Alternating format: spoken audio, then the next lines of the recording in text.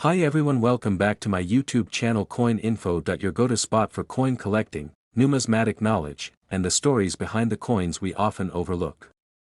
Today, we're diving deep into a small but mighty piece of Canadian history, the 1979 Canadian 5-cent coin featuring Queen Elizabeth II, also known by the inscription, Elizabeth II D.G. Regina. So grab your magnifying glasses and your collector's folders, because this nickel might just be worth more than 5 cents. A brief history of the Canadian 5-cent coin. Montage of early Canadian coins. The Canadian 5-cent coin has a long and fascinating history. First introduced in 1858, it was originally made of silver and slightly smaller than today's version. But by 1922, Canada switched to using nickel, earning the coin its enduring nickname, the nickel. By 1979, the coin had already become an everyday part of Canadian currency, used in vending machines, parking meters, and lunch counters across the country. The obverse, Queen Elizabeth II. Zoom in on the Queen's portrait with the words, Elizabeth II D.G. Regina. Let's talk about the design. On the obverse, or front, we have a portrait of Queen Elizabeth II. This version of the Queen's portrait was designed by Arnold Machin, a renowned British sculptor. Notice the inscription around her profile, Elizabeth II D.G. Regina. This is Latin for Elizabeth II, by the grace of God, Queen.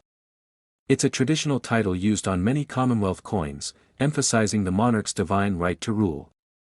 This portrait was first introduced in 1965 and remained in use on Canadian coins until 1989. The reverse, the iconic beaver. Rotate to the reverse side showing the beaver on a rock, flip the coin over, and you'll see one of Canada's most iconic animals, the beaver, sitting on a rock. This design was created by G. E. Kruger Gray and has been a standard on the 5-cent coin since 1937. The beaver symbolizes hard work, industriousness, and the Canadian wilderness. It's a nod to the fur trade era, which played a crucial role in shaping Canada's early economy. Composition and specifications. On-screen specs table with visual icons. So, what is this coin made of? Let's break it down. Year, 1979. Composition, 100% nickel. Diameter, 21.2 mm. Weight, 4.54 grams. Edge, smooth mint, Royal Canadian Mint, Ottawa. Back in 1979, Canadian nickels were still being made entirely from pure nickel, which gives them a slightly magnetic property. It wasn't until the 1980s and beyond that Canada shifted to using nickel-plated steel for cost-saving reasons. Value of the 1979 Canadian 5-cent coin. Visual, side-by-side comparison of circulated versus uncirculated coin. Now, let's talk about the big question, what's it worth? In general, a circulated 1979 5-cent coin is worth, well, about 5 cents. But condition is everything in numismatics. If you have a mint state or uncirculated coin, the value goes up. Estimated values, as of 2025. Circulated condition, 5 cents to $0.20. Uncirculated, MS 60 to MS 63. 50 cents to $2. High grade MS 65 and above $5 to $15 plus proof. Like or specimen coins from mint sets $10 to $25 inch. While it may not make you rich, it's still a great coin to keep in pristine condition, especially as part of a full date-run collection. Errors and rare varieties. Visual, close-up of coins with highlighted anomalies. As with many coins, there are occasional errors that can dramatically increase a coin's value.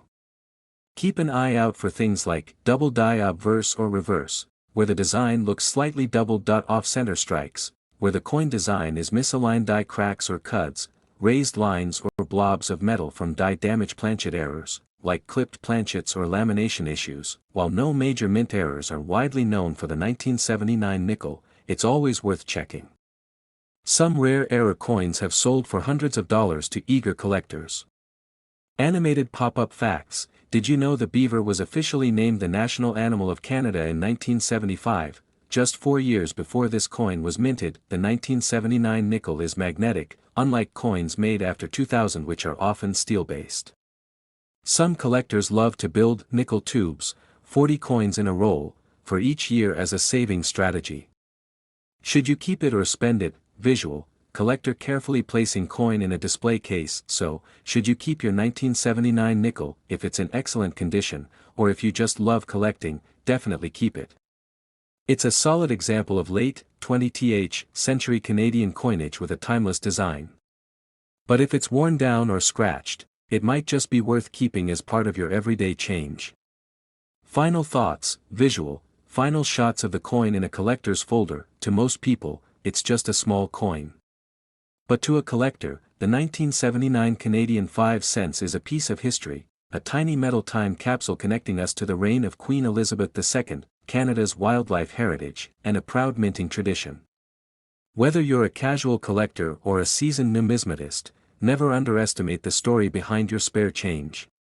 If you enjoyed this deep dive into Canadian coinage, don't forget to like, subscribe, and ring that notification bell so you never miss a new episode. Got a rare coin you'd like us to cover next?